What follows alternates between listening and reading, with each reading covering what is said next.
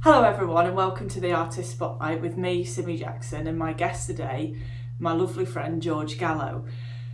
George is an American screenwriter, film director, producer, painter and musician, and he's well known for writing Midnight Run and Bad Boys, and is an accomplished painter in the style of the Pennsylvania Impressionists. I met George, I can't 100% be sure, it's going to be one of my questions, but I think it was in 2011 at one of the first shows I did in America when I was on my own, and I was mainly blown away by his incredible sense of humour.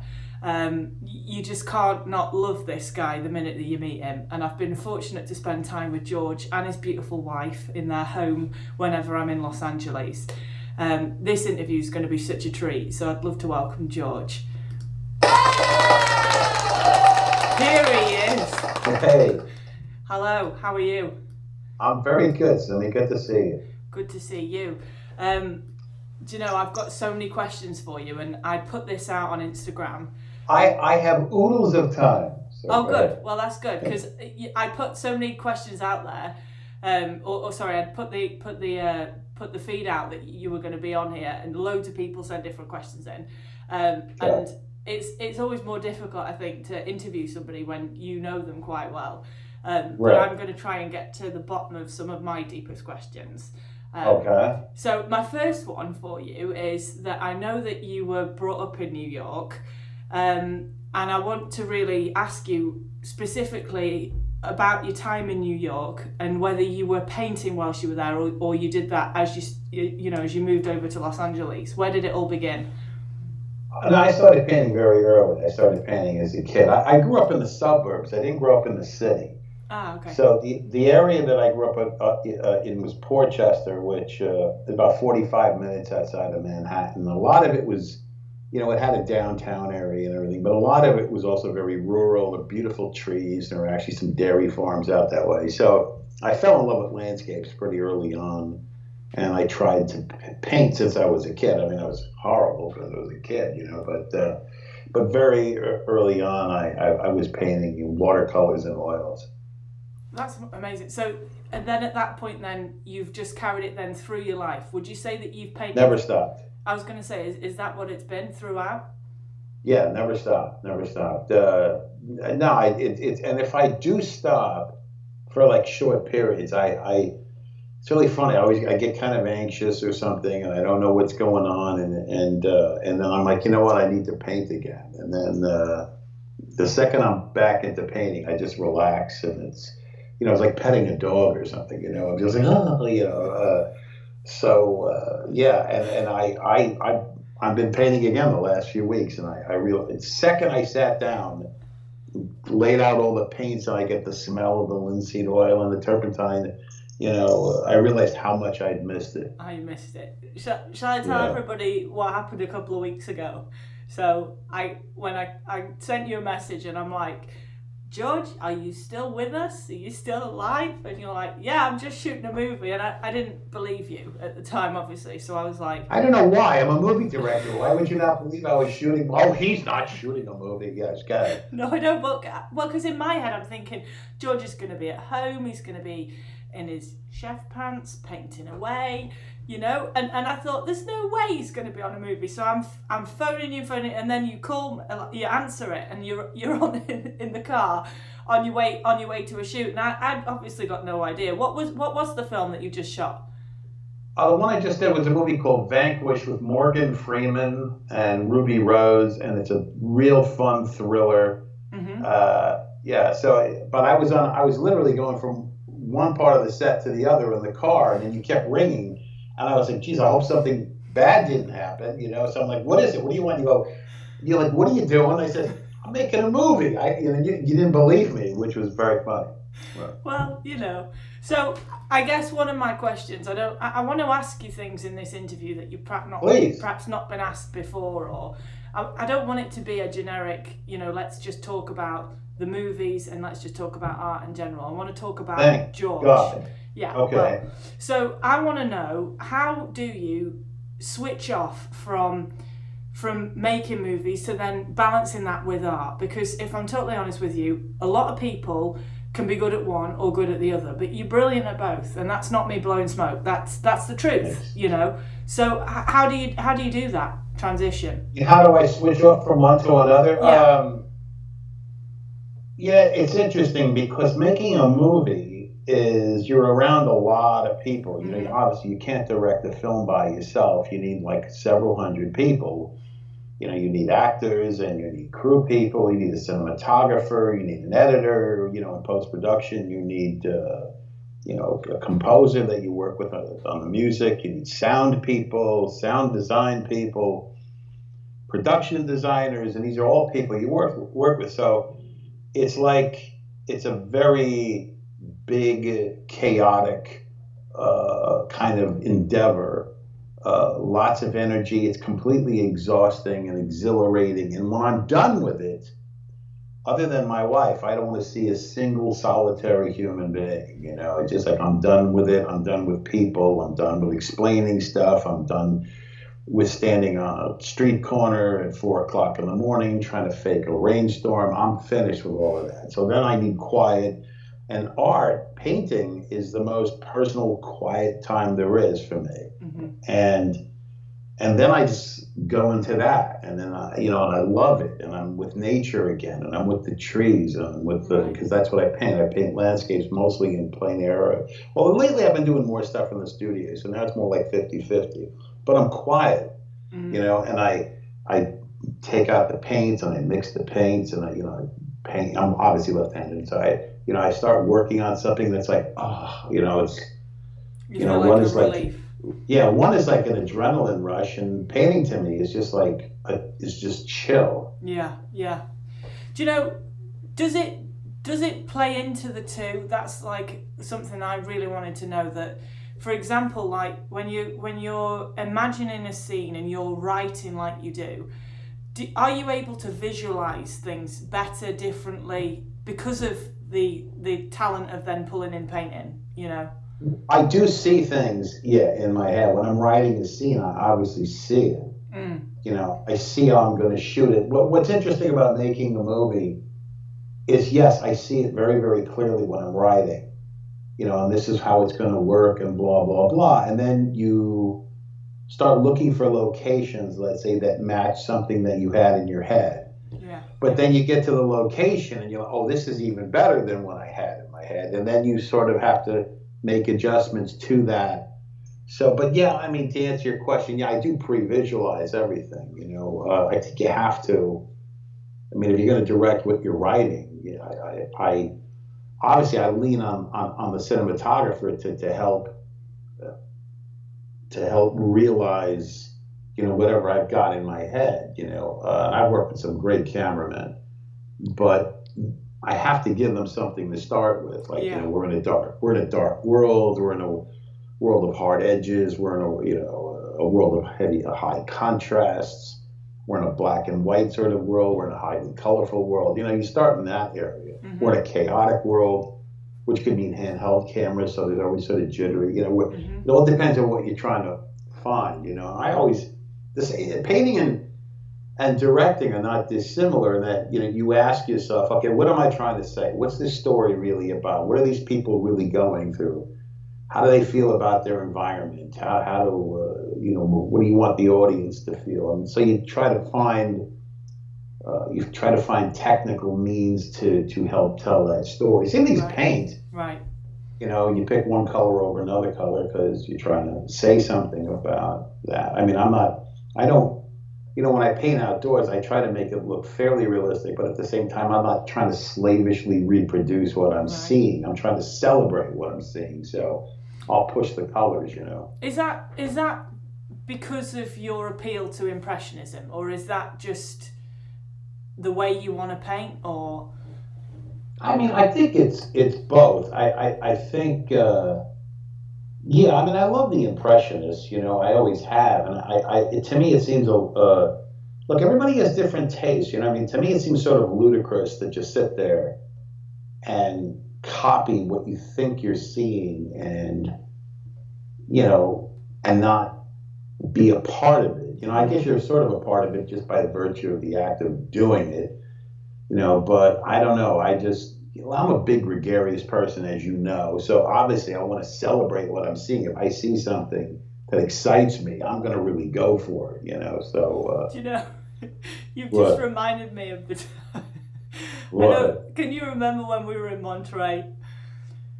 We were at Yeah, we were at a I remember convention. Monterey. We were at a convention. You were outside painting away. It was possibly the windiest day they've had on record, and I'll never forget. That giant sailboat, that giant, yeah. And I walked out there painting these little studies, and I took a 36 by 48 outside. I walked out, and I'm like walking around with my holding coffee. onto the easel, going, oh no, oh no, oh no, oh no. Yeah, no, I remember. You're holding onto it. And you're That's painting. I've got to paint it, and I'm thinking, what the heck is he doing? So I walk up to you, and I'm like, is everything all right, George? Having a lovely day? You're like, yeah, as fine as it can be. Yeah. But you paint big. Yeah, I like the challenge of it. I like those Pennsylvania guys that I love so much. I mean, there was a guy, Edward Redfield. He would paint 50 by 60s outside in the worst possible weather, and I think part of that fight gets in the work. Yeah. And anybody can sit at home and sip wine and I mean, I want to go out and fight with nature a little bit. Right. Is just touching on that for a second. Is Edward Redfield your hero? He's certainly one of them. He's certainly one of them. There's a lot of them. George Wesley Bellows, I think, was an amazing painter. Daniel Garber, a brilliant painter. I love that period of time. Sort of like the Ashcan School in New York, which was around 1917, just prior to the Armory show. I love those painters, and then a lot of the American Impressionists I went and studied with. I love John Constable, which is prior to that. Anything big and bold. What is it that you're I love the loving Russian about? impression. The Russians are fantastic. I know, the Russian right? impression. What is it that you're loving about those guys? So when you say you love it, what is it?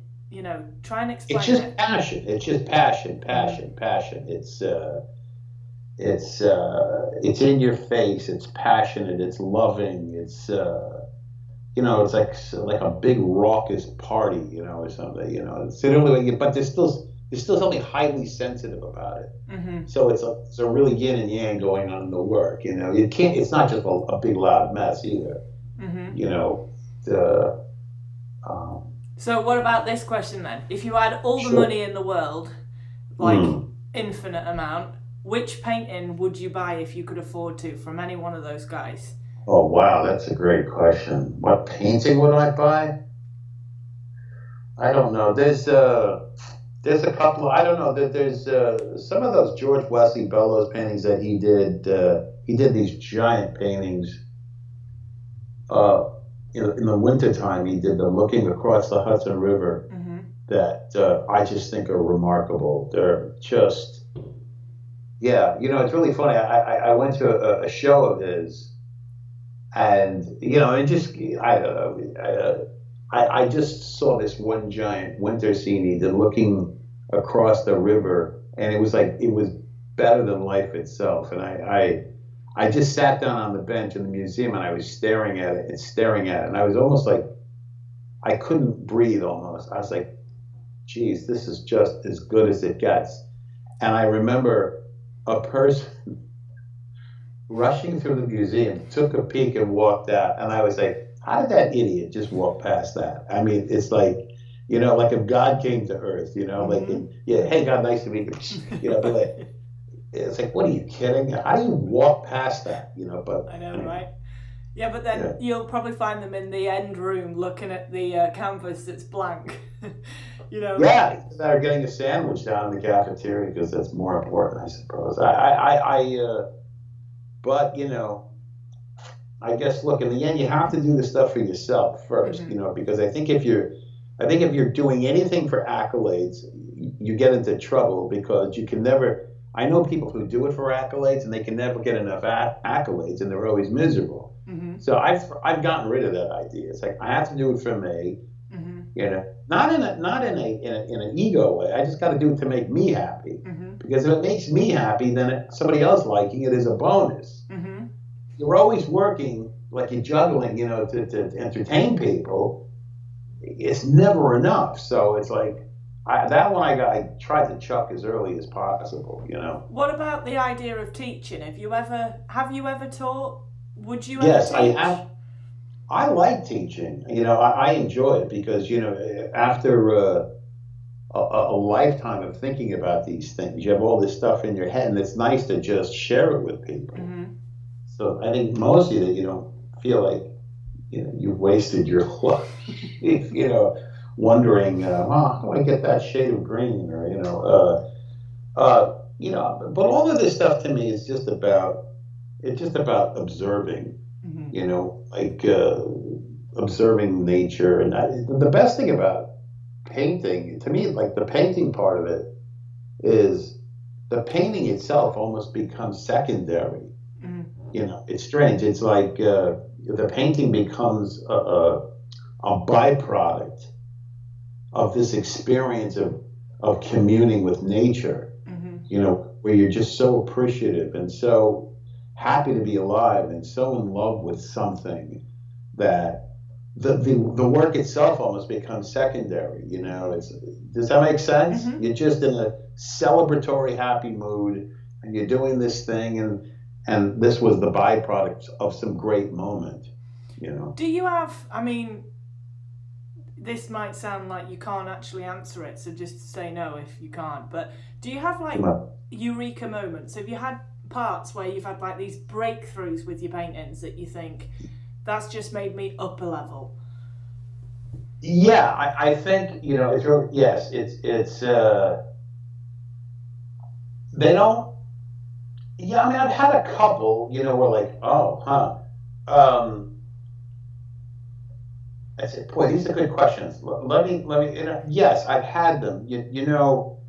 I noticed like in the last few years. Look, we always want to get better, but how do you define better?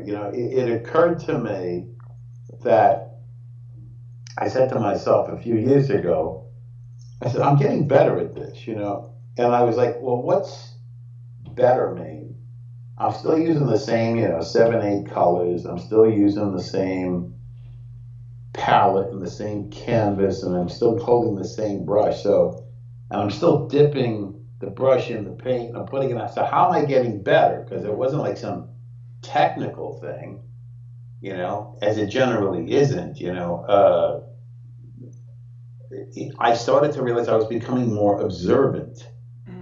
And I think a lot of what's going on in front of me, and because I'd gotten more observant, I became a better painter in that I started to realize that values were a lot closer than I thought they were, and there was always a sort of mystery in other people's work that I wasn't getting, and I could create these sort of visceral canvases very easily, but I couldn't get.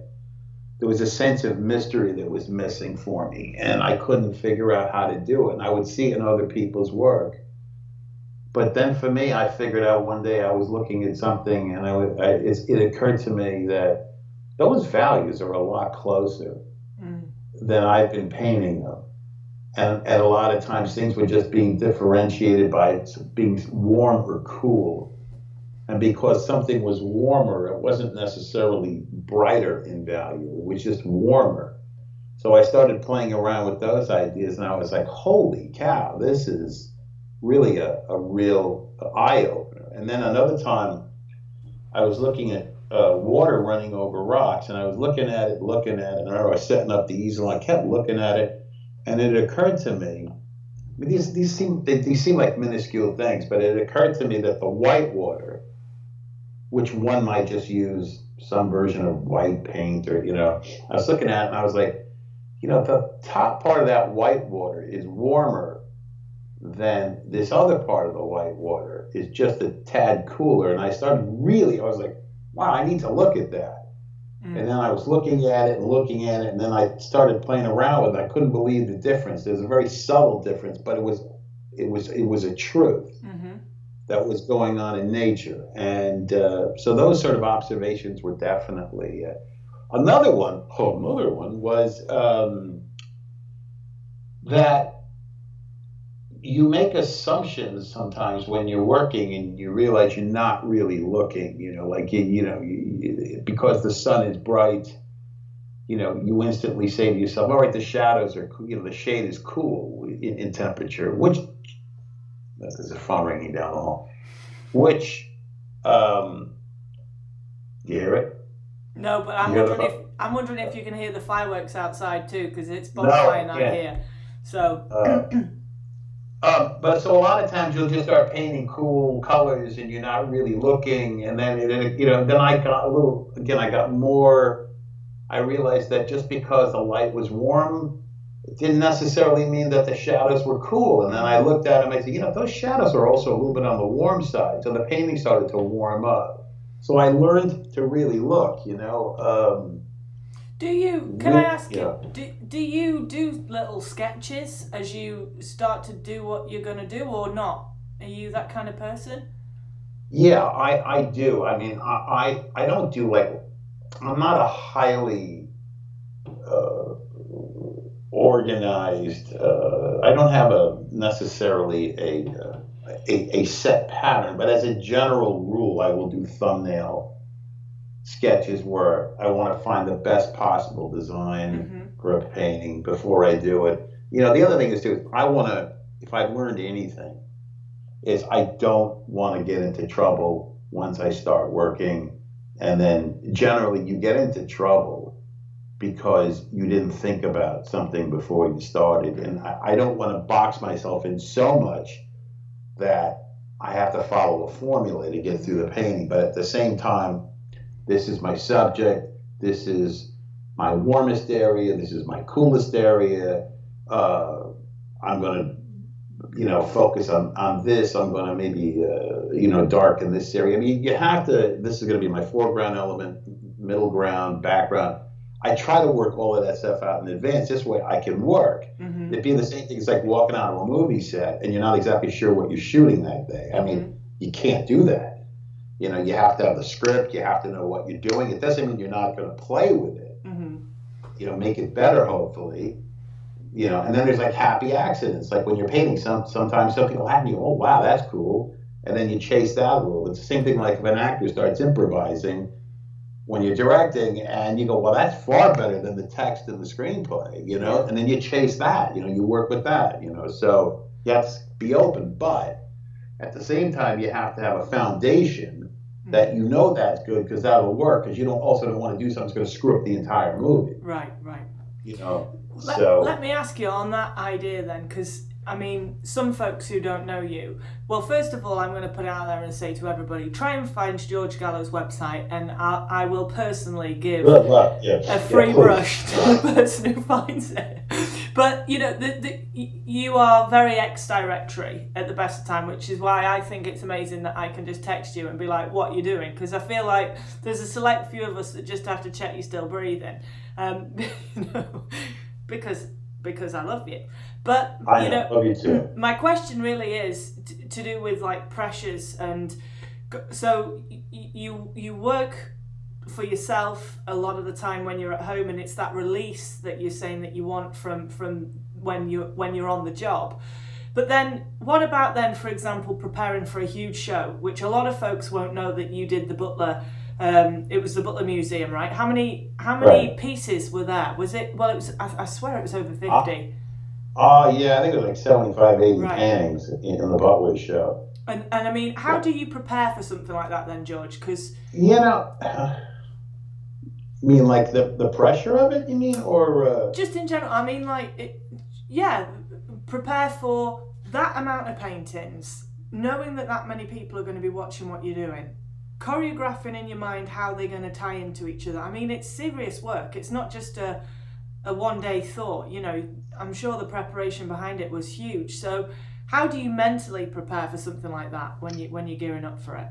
I mean, that's, again, another good question. I had a lot of work because I tend to paint a lot, and I had a lot of stuff, and the gentleman that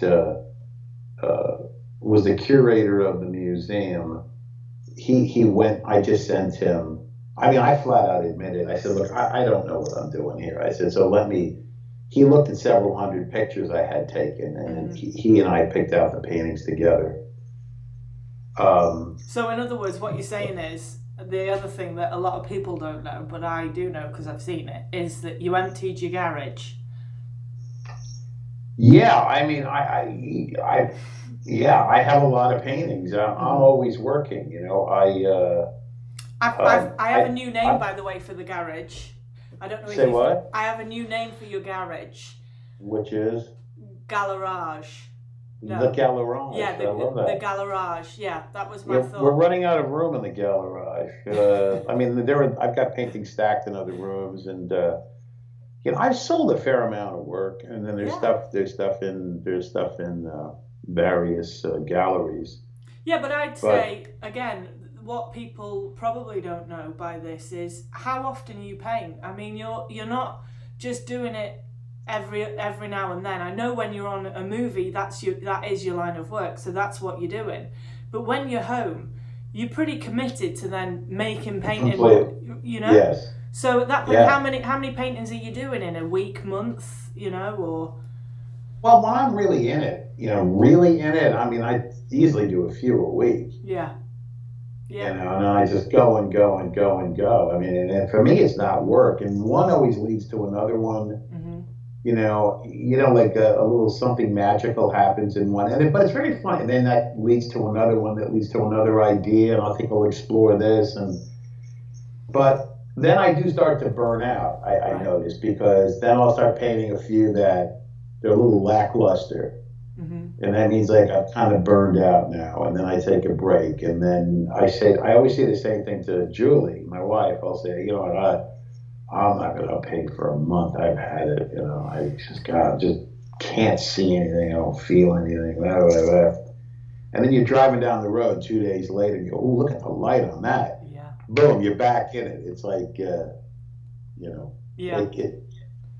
It's great. I guess another question then, I always found it amazing that you could go and just leave something that you love so much. Have you ever considered taking stuff with you when you're on the road to paint? I actually have. Yeah, I did. I did a movie 3 years ago that had a long preparation schedule.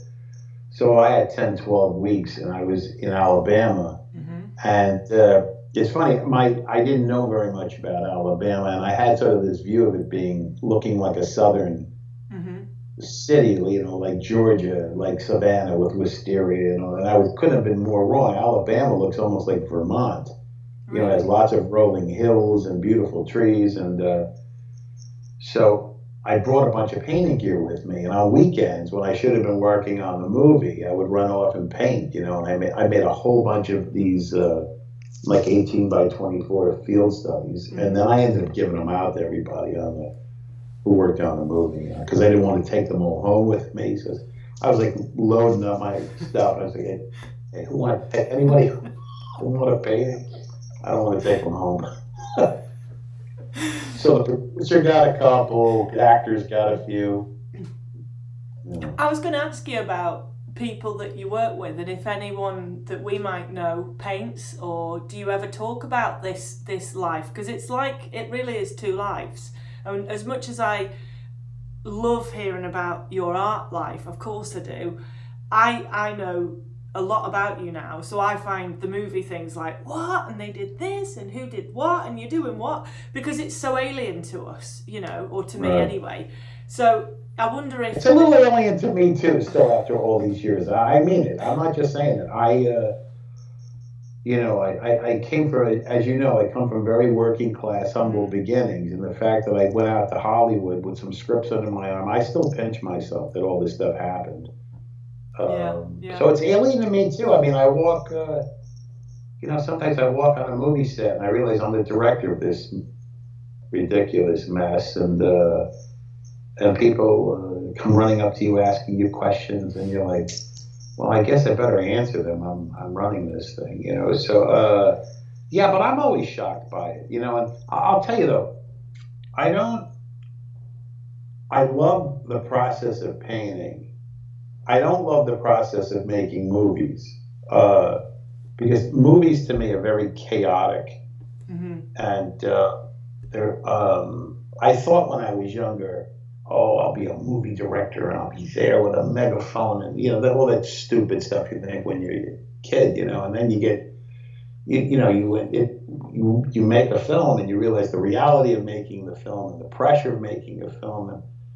And a lot of making movies, the story that you're telling, I always say this, but it's definitely true. They're all about what's the word I'm looking for? Stories are all about drama and conflict. Because in a movie or a story, you're telling a story, there's a conflict. It's not smooth sailing. You go to sleep, right? It has to be conflict. This person's not getting along with this person. These two people are fighting over this. There's some love story that's unresolved. Everything gets resolved in the end, hopefully, right? So the only real peace are in the last 3 minutes. But you're making this thing filled with conflict and conflict and conflict. And when I paint, it's all about harmony. It's about this color goes with this color, and then this helps balance this, and it's just all this like wonderful, wonderful harmony. Yeah. And I'm by nature, I'm not a person that likes conflict. I don't like people fighting. I like quiet. And I grew up in an Italian American household where there was a lot of yelling and opera. I mean, a very dramatic upbringing. I mean, a tremendous love, and it was funny as hell, but it was a lot of opera. And as I've gotten older, I just like peace. I just want peace. It's like, oh, just relax. It'll get worked out. Stop it. I've just thought then, do you feel like when I come and stay, you're a bit like, oh, God, she's turned up with all these suitcases of brushes. You and Julie are just having a peaceful afternoon. No, I love it. Look, because you're youthful and exuberant and wonderful and funny. One of the great things about being older is I'm not a victim of testosterone anymore. I'm not a victim of youthful angst and all of that stuff. I mean, I went through that already, and but then when I see younger people, I'm like, oh, you poor bastards. You're still swinging and ducking, and it's like, but I get all of it, and I have so much love, I'm like, I'm like, been there, done that, and then at the same time, you tickle something you tickle that youthful thing in me that's still there. Yeah. So we break out the booze and start playing the guitar and singing like kids. No. And then you tell me all of your stories. Then the stories come out, which I'm afraid for everybody who watches this, some of them are not possible to put out on here. But there are some great stories. I want to know though. We've had a lot of fun. We've definitely had a lot of fun. We always do. I need to ask you this, and obviously this is kind of off the record, but I'm sure anybody who watches this would want to know: is there anybody famous actor-wise that paints or has got a serious interest in it that we would know? That paints? I mean, not off the top of my head. I mean, there was an actor, Peter Falk, who played Columbo on TV. He was a terrific. He loved to draw. He was just fantastic at it. And I knew Peter pretty well. And just in terms of true painter, what? Well, I know some directors that draw very, very well. Yeah. Okay. Okay, tell us a director that draws well. James Cameron, who I only met a few times, can really draw. I mean, in fact, I think he drew the drawings in Titanic of Kate Winslet. Yeah. Oh wow! What, when she's lay there? Yeah. I believe that was his hand drawing those drawings. Paint me like one of your French girls. Yeah. Yeah. Wow. I believe he drew those drawings himself. So, do you draw much? By the way, that was my. So yeah, I know we touched on thumbnails, but. Yeah, I don't draw in the traditional sense anymore. Like, I mean, sometimes I do. Like, if you know, like if somebody says draw my picture, I'll do it. You know, I always try to make it look a little caricature, you know. But I mostly draw for myself. You know, I have like sketchbooks. There's a bunch right over there. If you want to see them? Yeah, go grab them. Okay. Okay. All right.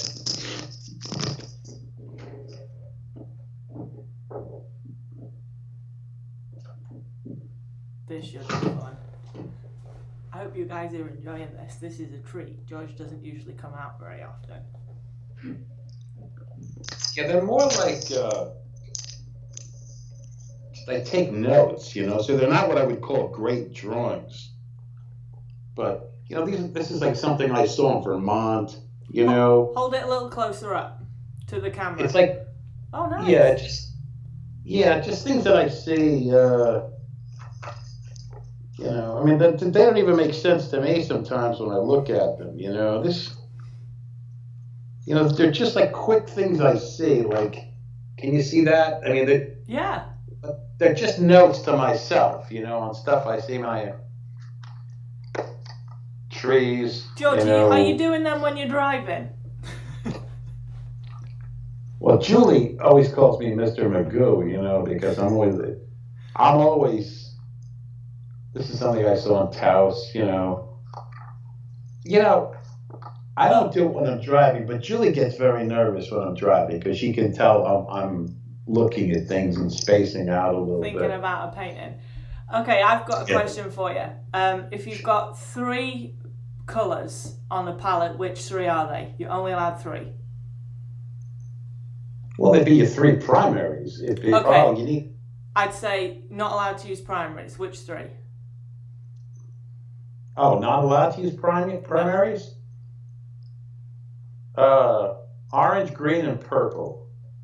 Your secondaries. Purple. Right, I'm going to pull up now a couple of questions that folks have asked me to ask, okay? Sure.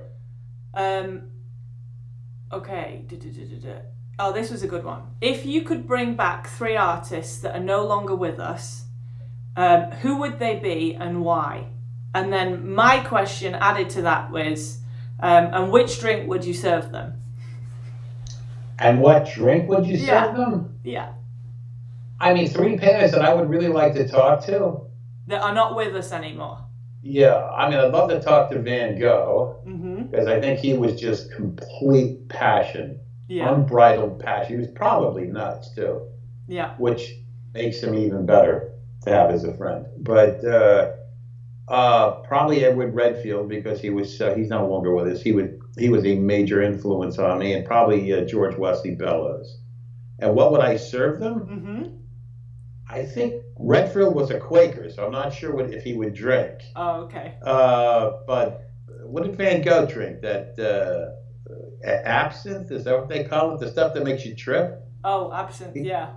Yeah, so he drank that. So I'd probably serve him that. Redfield, I'd serve coffee. And George Wesley Bellows, he'd have an open bar. He could drink whatever he wanted. Drink whatever he wanted.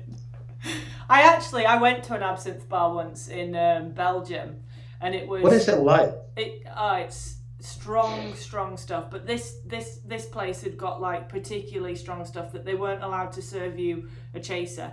As in, like, you were allowed 1 drink of that drink whilst you were in the bar, and you weren't allowed a second one because they said that it could make you black out. Cool story. I'm not sure if I would want that. No, you wouldn't. No, I mean, the whole point of it is to get silly and be more sociable, not to pass out. I don't need a drink to pass out. You know? No, absinthe is quite a cruel drink, I think. Right, I'm going to ask you another one here. Sure. So, somebody had asked that they'd heard you say in the past to think like a painter. What do you mean by that?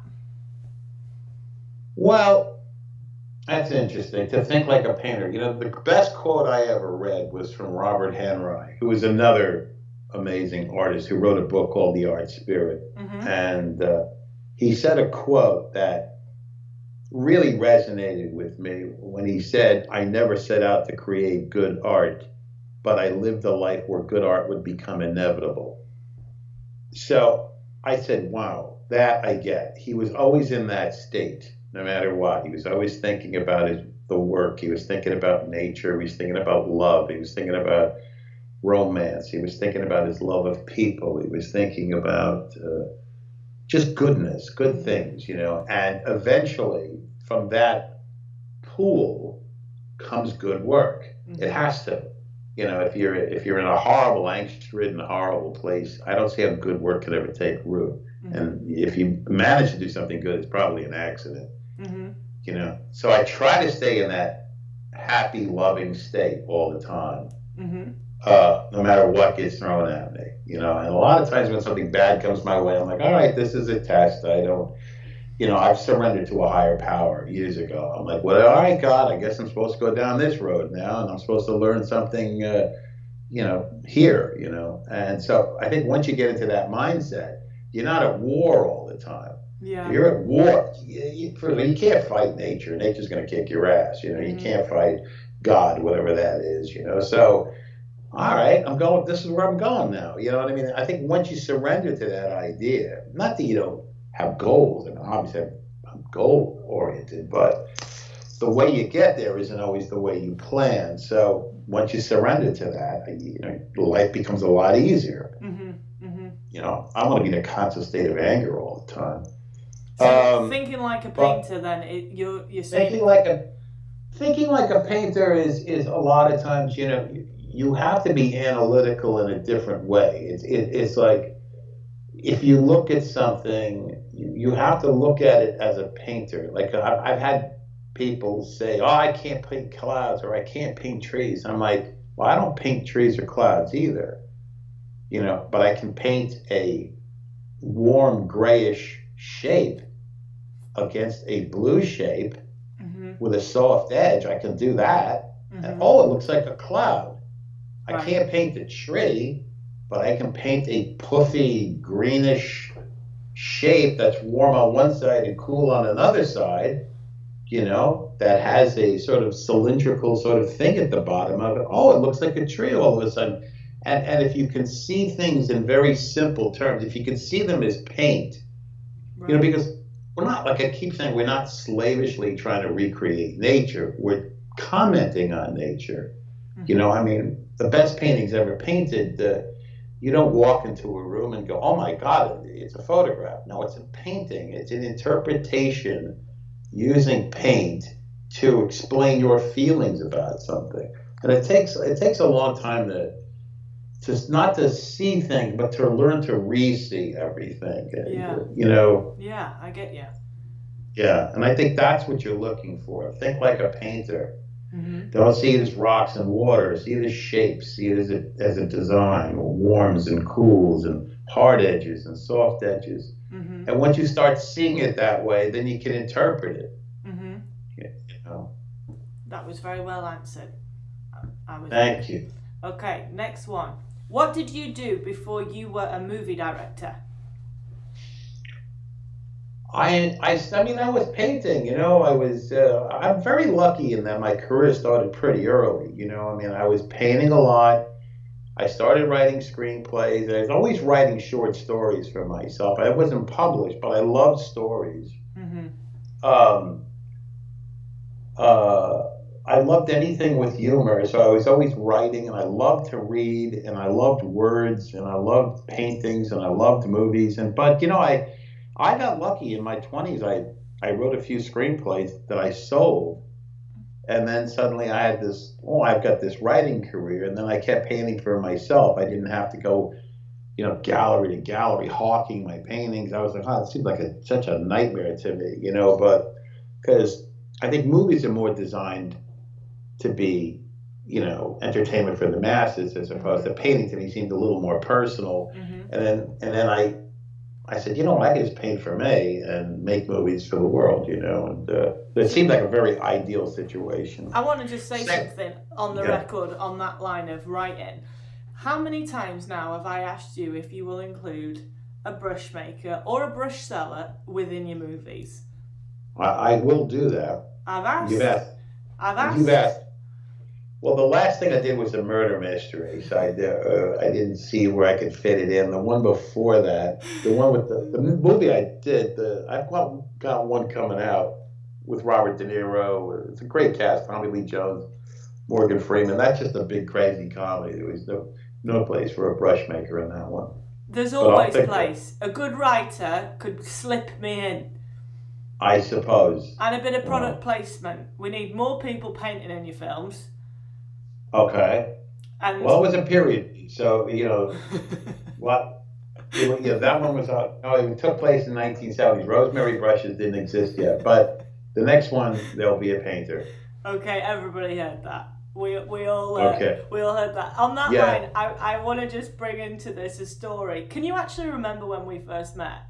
Because I'm sure it was at the track conference in 2001. Was it? 2011. Okay. But if it wasn't, I stand corrected. But I'll never forget one of the first times we sat and had lunch. I was trying to tell you my life, and I was so excited because I'd made a friend who was normal, and I'm like, my new friend George, and I didn't know what you did or outside of art type thing. And I'll never forget, I was in the middle of a story telling you probably something totally unimportant, but to me it was important at the time. And you went, just wait a minute, I gotta get this. And you answered your phone and you went, hey Al, what's up? And I'm sat here and I'm sat opposite you and I'm thinking, just met this guy. He's all of a sudden, he's on his phone, he's talking, middle of our lunch. When you put the phone down, you went, sorry about that, Simi, that was just Al Pacino on the line. Is that right? And I'm sat there and I'm thinking, oh, well, I suppose Al Pacino, me. No, it wasn't like that. I was trying to get a movie off the ground and it never ended up happening. But yeah, we were talking a lot around that, so that makes sense. But, whatever. If he calls, it's got to be for a reason, So, yeah, I took the call. Sorry. I remember sitting there and I actually said to you as you put it down, you could have said, I'm with an English lady who hand makes paintbrushes. I can't talk. I should have done that. The movie never happened anyway. So, yeah, but sorry. I apologize. No, it's okay. But I'll tell you what I do remember. I remember you making fun of my phone. You remember that? Because everybody had an iPhone and I still had that stupid flip thing. And you were like, what is this? Did dinosaurs make this? What is this thing you had? Do you still have that phone? No, I have an iPhone now. But I was very reluctant to get into this technology thing. In fact, I like when people don't know where I am. It's like I take some solace in knowing that there are people who can't get to me all the time. Well, I didn't mention this, but what I'm going to do, instead of your website at the bottom, I'm just going to put your cell phone number. Don't do that. No, but I'll tell you, that's very funny. No, it's George Gallo art, but it's UK or something. It's what? Okay. No, but isn't it George Gallo art or something? Tony Pro set it up for me. I've tried to but find I know he did it in the UK. I know he did that. Well, I'm going to get Joe, who's our camera guy, to help you out with I'd get Joe all over it. Yeah, he'll help you out. And then we'll update this to put it... Because the crazy thing is you have so many great paintings. I know that Julie runs the Facebook page, and that's awesome. That's a way of people seeing what you've been up to. But yeah, I think... More importantly, what did Guy Fawkes actually do? This is... because in America, we don't know who the hell Guy Fawkes is. Okay, I'll explain it. So today is... Let me just... And I know, people make dummies of him and they burn him. What did this poor guy do to deserve this? So it's the 5th of November, which means in England it's bonfire night. And we've gone today into a national lockdown, which means bonfire night is off. But usually what people do... What a party. For a month. So you can burn down your house, though, but you can't go outside. Okay. Well, you're not allowed family around at your house. Only the people that live in your house at the moment. And a lot of places are shut. Any non-essential shops are shut. Oh, yada, yada, yada. It's boring. But the point is that the fireworks go off and then everybody gets huge bonfires usually. And then they make like a scarecrow and they put clothes on him and they dress him up and we burn Guy. No, it's great. No, look, it makes as much sense as dressing up like, a superhero going around knocking on doors asking for candy. I mean, no, yeah, right? That's into Halloween, right? So, do you know actually what Guy Fawkes did? Something with Parliament, Yeah, right? so Didn't he try to pull a fast one? Yeah, he went underneath. Have you never seen V for Vendetta? Yeah, of course. That's like, yeah, of course I did. That's a similar thing. So they go underneath the channels or the tunnels, whatever the proper name is, and he took gunpowder, and the whole point was he was going to blow it up, and they caught him last minute. So have you heard the poem that we read? No. Today? So I mean I haven't said this for at least a year, but I think longer than that. But it's remember the 5th of November, gunpowder, treason, and plot. I see no reason why gunpowder, treason should ever be forgot. And then you let Guy burn. Wow. Yeah, there you go. But that's why I was worried about the interview and fireworks going off in the background. So if I don't know. I don't hear them. No, but all the dogs do, and dogs go nuts for fireworks, don't they? Oh, I know. I know. My cat hates it. Our little kitty Sophie hates it too, because we live by Universal Studios, and 9 o'clock at night they have a fireworks show over there, and a lot of times she just really freaks. So we have to hold her and pet her. I want to ask you something. I know, and for anyone who doesn't know George has a wild love for his animals whichever animal he has in residence at the time. I remember Fluffy so well. She's so cute. Yeah, Fluffy was great. I want to ask you something about where you live, because I know that this is, and it's not a secret to Julie, your beautiful wife, but I know that this is a contention that Julie's always wanted to live in LA and you've always wanted to move back up to the northeast, but nothing ever has happened from that. And is that for work, or is that? It's very funny. I'm sort of like, you remember the movie It's a Wonderful Life, where George Bailey always wanted to go see the world? I haven't seen it. It's a lovely movie. It's a lovely movie, and it has a wonderful message in it, because at one point during the movie, Jimmy Stewart, who plays George Bailey, says his life is so terrible, he wishes he was never born. And then an angel comes along and shows him what the world would be like without him in it, had he never been born. And it's a completely different world. All the people he touched doing these sort of random acts of kindness. Yeah. And we realize how important we all are in the grand scheme of things.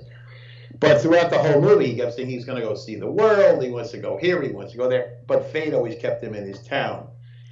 In the end, that's where he belonged. I had this dream of saying the hell to Hollywood, and I've had enough of this garbage, and I'm gonna go paint and live in the woods and blah blah blah. And I think if someone said, okay, go do it, I wouldn't do it. So it's just a lot of talk. Yeah. I'll just go on painting trips. I think I'm here to stay. You think you're gonna retire and I mean, Julie and I talk about downsizing at some point, getting a smaller place, and but we just talk about it. We just talk about it, just not today, right? And then 30 years go by, Yeah. In a blink. Yeah.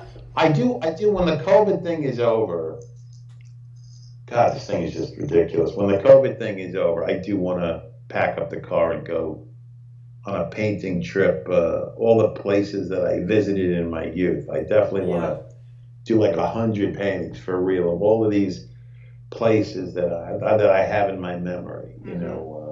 There's some places in Vermont that I remember that are just spectacular, and places in Pennsylvania, places in upstate New York my parents used to go to. We had relatives that lived up there. And I want to just find all those places and just kind of do a celebration. A good mutual friend of ours, Louis, lives over in Lambertville, and I know that that's one of your most favorite. Wait, Louise? Yeah, Louis. Yeah, I love him. I know. Anybody who doesn't know him, Louis Viella, he's from Brazil, moved up to New York probably 30 years ago now, I'd say. Terrific painter. Yeah, he is. But he lives in an area that, if Mum and I discussed it, if we ever moved to America for the business, if we were going to, we would have moved there.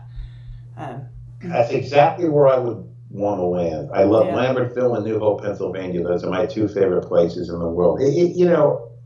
It is pretty close to paradise, that whole valley. Yeah. I'm with you. Yeah. Right, I'm going to say now, I want to talk a little bit about brushes, because I'm going to lose my job if I don't, okay? Sure. So, something that some folks will know, some folks won't, lots of folks have probably bought, is that George has a brush set with us. And George, you haven't seen this video, but we've basically, Joe's been filming brushes spinning around and flipping around and, trying to make them look fancy. So I'm going to put your brush set on now, and then we'll talk a little bit about your two favourite brushes, which are swords and daggers. Okay? Yeah. Okay, one sec.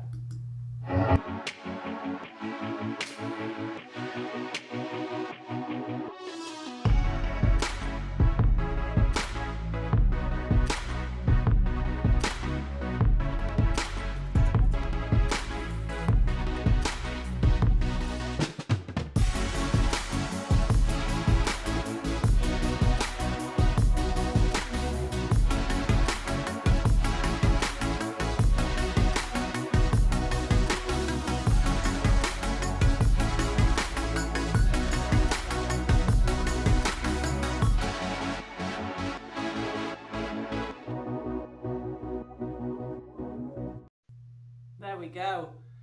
So that's exactly the music I imagine in my head when I'm painting in the wilderness. I spin around, I paint, Flipping I drop, I flip a few times, yeah. And a man of your height and size, I could well imagine you doing that. Absolutely, yes. Okay, so quick question then. What is it about? I'm quite graceful when I need to be. Yeah, I can well imagine. In your chef pants. Yeah, it's very fun. That was a period of my life when you met me. So now you've got that image locked in your head. But the reason I started wearing chef pants was because they were very comfortable. Yes. They were very inexpensive. Mm. And I could splatter them with paint and nobody cared, so that's why I was wearing them. And then when you saw me at track and I was wearing those dopey chef pants, I was doing a bunch of demonstrations and I was getting paint all over myself. And I ruined so many nice pairs of pants that I was like, I'm going to buy these chef pants. They're like $19 for a bag of them. Wait, I'm going to stop you here. You don't have to justify why you're wearing chef pants, but what upsets me even more is that it was just a phase, so you don't wear them anymore. I only when I'm painting. Yeah, well, I thought you'd have put them on today. I'm directing a movie. I'm not wearing those checkered things, I wish you were wearing them today. I wanted to see you. Oh, sorry. Well, it's They're okay. in the closet. Oh, are they close? No, I'm kidding. They're down the hall. Don't make me start this. Can you imagine? At this point, everybody shuts the interview off. Okay, let's talk about swords and daggers real quick. So, what is it about them? Because I'll get a text from you in the middle of the night on a random Tuesday going, I need more swords, or I need more daggers. What is it that you love about them? Well, they're very unique. There's very few brushes that you can use as like a filbert and also have an incredibly sharp edge. I mean, they've got both. And you can get a beautiful, very energetic, choppy kind of stroke with them that's pointy at the top and fattens, at the bottom. If you keep pushing it, it'll fatten all the way at the bottom. So the second I saw them, I was like, well, look at this. I wonder what damage I could do with this. And if you use it straight down, you get the thinnest, finest, perfect line and point. If you want just a dot, I mean, they're incredibly versatile. Mm-hmm. Those are the daggers. The swords are better for like these big strokes, that you want to taper at the end, because they come to a point. They're like a side. So if you could go like that and you twirl it a little, it'll be fat into a leaf. Yeah. If you think about it, so you can do leaves and they're great. They're fantastic. So the thing is, as well, I've seen you paint, and when people who know you already know what you paint, but when people after this come and look at your work, they'll see landscapes with thin, fine trees going through. It's that kind of thing that you're achieving with them as well, right? Yes, absolutely. Yeah. Yeah. So, but why do you prefer that over a round? Like a lot of people would just like a little pointed round. Well, I don't know. It's interesting. I don't know. I mean, I do use those too. And you can manipulate the round at the end of the stroke, and if you twirl it a little. I don't know the answer to that. Maybe because I have big hands. I don't know. I don't. I like the bigger handles. Mm-hmm.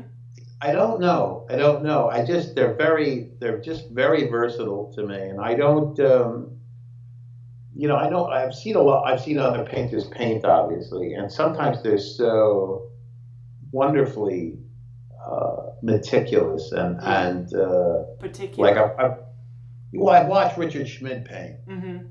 and like Richard will use one brush for one thing, and then he'll use another brush for something else, and then he'll get out his knife and he'll sharpen an edge, and then he'll get this, and I kind of paint like I'm fighting off bees, I paint like a madman, so I like a brush that can do three, four things. If I have it in my hand and I get an idea, I don't want to start searching for some damn thing, Right. So I just want to be able to do this, and then I'll clean it off, and I can do that, and then I'll make it sharp, and then clean it again. I can make it, mushy if I want. It's just a highly versatile brush. Yeah, and I think you use one brush for a lot of what you do, right? Yeah, I mean, yeah. On a giant painting, sometimes I won't use more than three or four brushes. Sometimes, you know what I mean. And I'll use, I have sort of an interesting approach. Well, brush sales have just plummeted, so thank you greatly. No, I have a bucket full of brushes next to me, but I don't know this. No, it's the truth. But or you sold 100,000 daggers. Yeah, it'll be one or the other. What? It'll be one or the other. We can't make daggers. No, it's very funny. I knew a guy when I was growing up. His father invented something. It's so crazy. His father, and this is not a joke. He thought, oh, this is going to make me rich. He invented a screwdriver with a head that you could use for like 100 different screws. No way. By the shape of the end of it, and it was quite brilliant. The head was shaped, if you can imagine, like a bow tie. So the middle of it could do little ones, and then the bigger it got, it could do bigger ones and bigger ones. And he sold it, stupidly. He should have sold it like to some TV thing, But he sold it to some hardware company, huge hardware company. They paid him a bunch of money, and then they never put it out because why would they put out one screwdriver when they could sell 30 screwdrivers? So it never saw the light of day. But I don't know what the point of that was. Sorry, but well, the point was that one use for one versus a use. Oh, that's right. A 10. But the thing is, what's nice to do about that is that you've discussed what you can do with it and how versatile it is. Because a lot of people will pick up a sword liner and they'll go, "What am I going to do with that?" They've got no idea, and it's not. It's probably a fear thing that they don't know what it's meant to be used for, and I think the fact that you're saying use it for this, use it for that, try it with this, that's encouraging for a lot of people. Yeah, I like it because, but see, I also like very, a lot of times, let's say if I look at a bunch of grass or a field or something, I notice there's a lot of other colors going on in it besides the grass, if there's like a field of green blowing, if you look in the shadows, you can see purples, you can see all kinds of things going on. So like, I'll just keep using it, to express that. And then I'll lose a purple, and then there's a highlight. And then it's just, again, it's a very versatile brush. But, and it holds a lot of paint, which I like to paint with a lot of paint, I don't like stain the canvas. I paint, I know, I'm looking at, I don't know if you can remember this, but I actually have one of your paintings. Both Mum and I have one of your paintings, and they were not stolen whilst I stayed over. You gifted Mum and I a painting. Where is it? They're both at the workshop, not here. Oh, really? There's two of them? Mm-hmm. I'm missing two. Okay. Oh, I'm glad to hear that. In fact, what I'll do is I'll take a picture of them this week when this goes out, and then I'll put them out there so people can see. My next question is, if I got a select group of people, a small group of people, would you teach them some outdoor landscape painting? Sure, I would, but don't hold me to it right this moment. I'm doing another movie in February, and I have a lot of things to do. No, I'm kidding. Yeah. All of a sudden, George is very busy. Yeah. Oh, wait. What about for 2022? Yeah, all right. You would do it, serious? Yeah, if I'm not doing a film, yeah, I would love to. I have to see England. I mean, I've seen it once, but I mean, I've been to England once, and I've been to France, and I've been to Germany, I've been to Italy. Forgot it doesn't go anywhere. I've been to a lot of places. I've never been to the Far East. I've been all over the United States because I don't like to fly much. I've driven everywhere. But the thing is, as soon as you get here, you're on land, so you can drive pretty much you can drive everywhere in England. There was a bridge. There was a bridge from New York to London. I could take that. There isn't. Ah, damn it. They ought to work on that, don't you think? But you could get the boat, but it'll just take so much time out of your busy schedule. Oh, I know. It's very funny. I at one point, I was thinking of taking a boat to England, and I said, this will be great. I'll take the QE2. I was reading all about the Queen Mary, and it looked so much fun. And that was, I think, 6 days. And now I'm like, well, wait a minute. Then I'd have to go from LA to New York on the train. That's 3 days. It's 9 days. I'm not even there yet. Then I got to go from wherever I was going. I got to go from London. I got to get on another train and that's 10, 11 days. What am I doing? I talked myself right out of the whole trip. Right, and that's just getting there. That isn't even thinking about coming back. Yeah, then you need a week to recuperate, right, just from that. Then you got to turn around and go back. What's the point of this trip? There is none, which is why we've got to get you flying. So I'm gonna hold you to it. Everybody else is here. All right, hold me to it. 2022, we'll get a landscape workshop. We'll do it. I don't know, maybe even near the fall time, autumn time, so that you can see the leaves changing around here. I think you'll be blown away. I'm telling you now. Okay. I'm gonna say I love you. Thank you. I love you too.